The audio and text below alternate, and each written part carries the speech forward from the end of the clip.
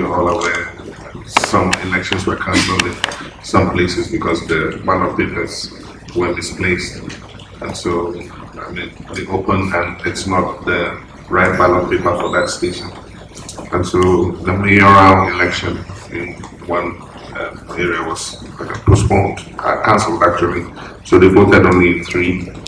And the NEC was very quick to pronounce on those issues as they came up.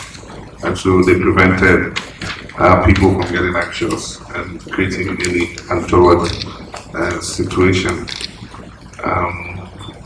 We didn't register any incidents of violence.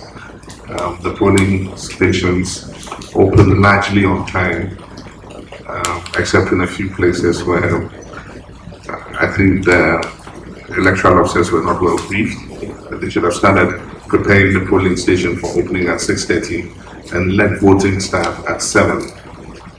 But they had arrived, they had all the material, they sat, and at exactly 7 o'clock they started setting up the polling station.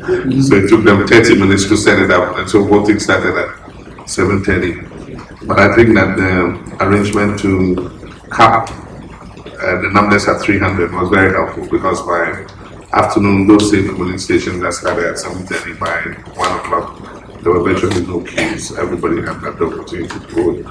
Of course, they are the ones who wait till late afternoon to come and vote. So by afternoon, there were a few stragglers trying to get in early enough to vote before the polls closed at 5. But in most of the polling stations, which was then by approaching 5, there were no longer any queues. And so I think the opportunity was presented reasonably for everybody to have the opportunity to vote.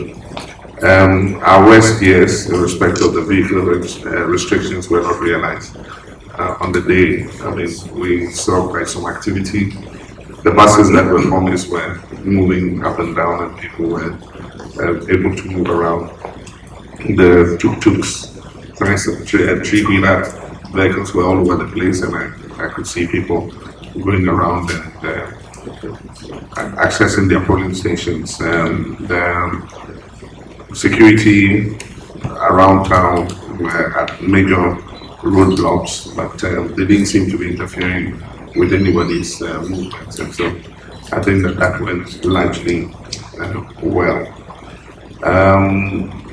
The electoral officers were well kitted, easy to identify in their blue jackets. And in all the stations that we covered, they were reasonably civil and polite. There were queue controllers who helped to direct people to the appropriate queues. And so, unlike in other election observer missions I have witnessed, people found their stations fairly easily and were not turned away, because once they got there, their names were on the list. In one instance, there was a lady who came without a voter's card, and there was a bit of an argument with the presiding officer because she was asking for an alternative identity document which the lady didn't have, and she asked her to go bring her imam or somebody who could testify it was her, and that led to an argument, but it was being resolved at the time that we had left the station. The main drama occurred just at the close of poll, and we got caught up in it, myself and Claire.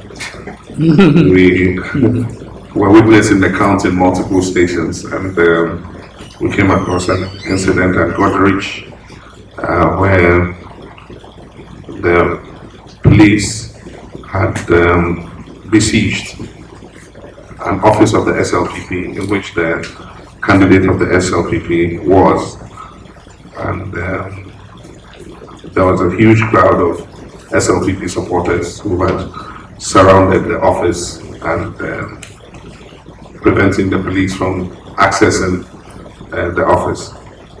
And so I spoke to the commander. I got down and spoke to the commander and asked what was happening. And they said that they had picked up intelligence that there were some sophisticated devices in the premises used for hacking. Those are his words. And they want to enter the premises and assure themselves that what the situation in there was.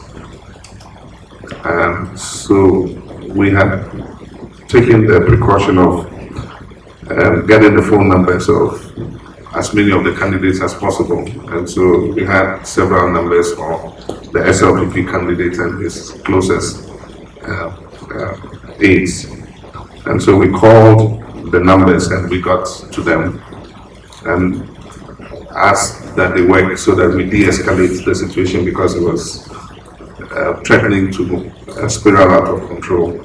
Because while we were there, the military arrived in trucks looking very mean and, ready to begin to break a few heads.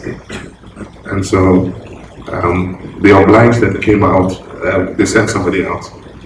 And so I asked the commander and the leaders of the military, and there was also the CID there, asked them to come along with us into the premises so that they could see, we could all see what was in there.